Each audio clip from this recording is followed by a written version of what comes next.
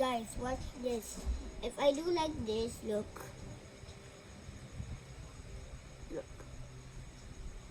See? My hands is like multiplied.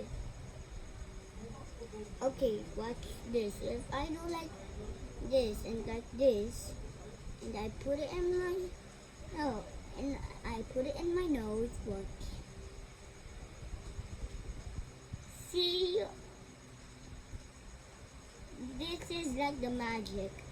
And then watch, if you do like this and this, if you do like this, look, you can easily do that magic so easily.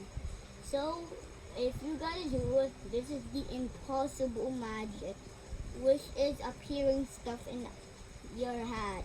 Is, as you can notice, the black hat. Yeah, I don't have the black hat, so I'm just gonna use invincible my invincible hat. So if the magic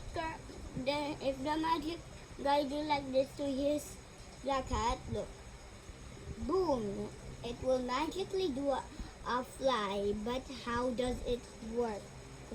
So as you can see, there's like a teleport or something, like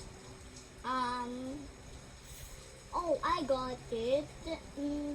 It will make the that's the impossible one.